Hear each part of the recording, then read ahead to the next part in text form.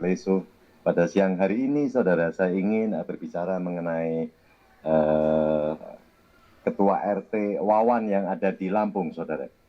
Jadi ternyata kemarin ini kan sempat dihentikan oleh Kejaksaan Negeri yang ada di Lampung.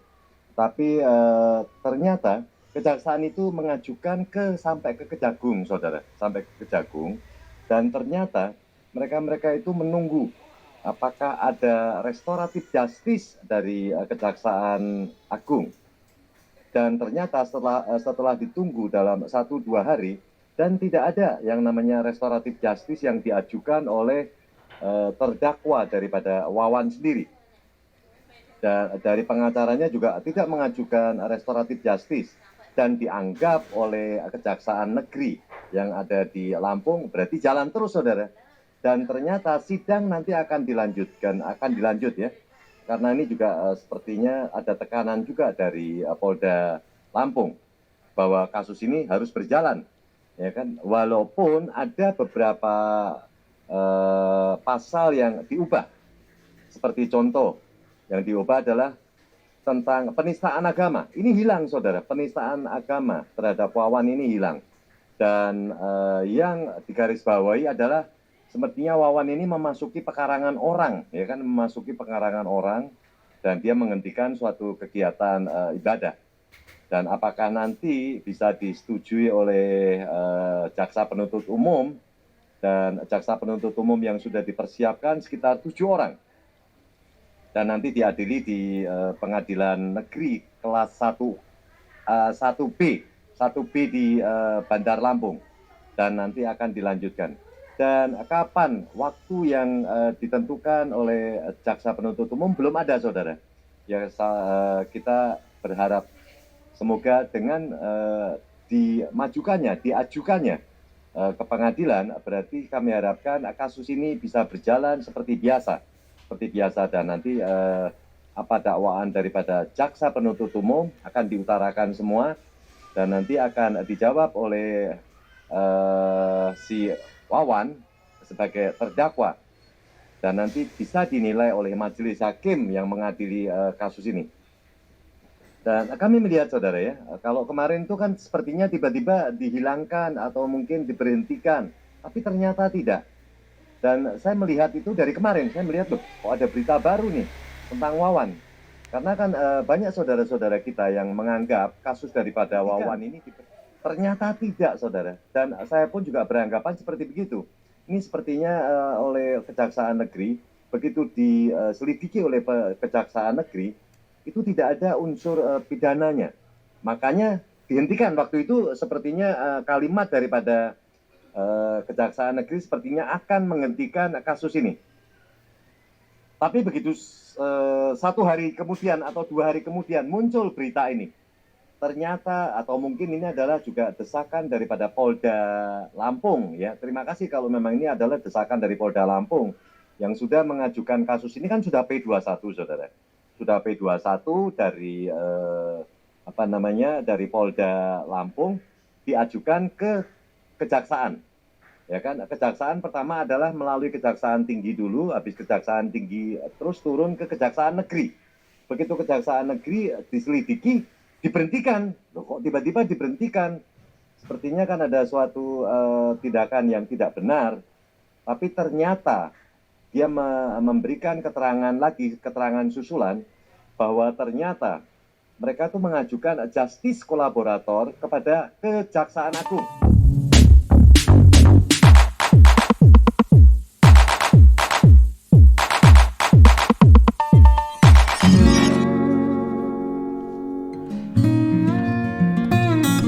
Assalamualaikum warahmatullahi wabarakatuh. Berjumpa kembali di channel Cendekia Muslim.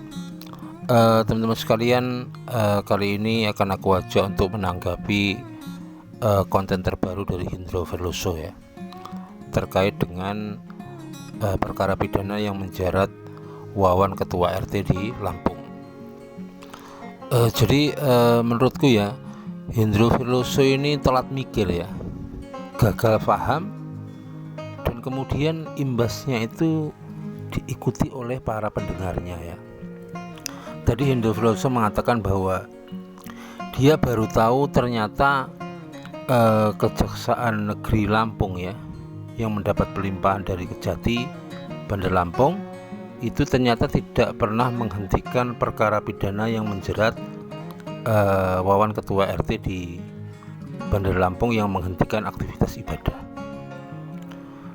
Dan itu baru diketahui oleh Hendro Verloso, padahal yang bersangkutan sebagai seorang pembawa berita dalam sebuah channel ya di media sosial itu seharusnya bisa memahamilah.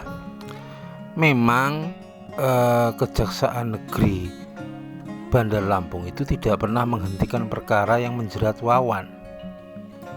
Saat itu yang disampaikan oleh Kejaksaan Negeri itu bukan menghentikan perkaranya, tetapi Kejaksaan Negeri memberikan petunjuk kepada penyidik, dalam hal ini Polda Lampung, bahwa untuk perkara penistaan agama itu tidak memenuhi unsur, tidak ada alat bukti yang cukup untuk menetapkan Wawan sebagai tersangka penistaan agama.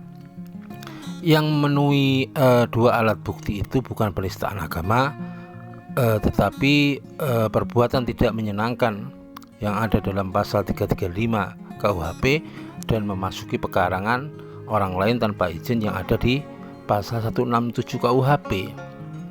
Itu sebenarnya yang terjadi itu perubahan pasal, bukan penghentian perkara. Dan itu baru dipahami oleh Hendro Verloso. Makanya nggak heran ya kalau orang-orang yang mendengarkan itu kemudian gagal paham, kemudian menuduh aparat penegak hukum telah melakukan diskriminasi, tidak adil dalam menangani sebuah perkara. Ya kalau sumber beritanya atau orang yang menyampaikannya salah, ya akhirnya banyak orang yang tersesat.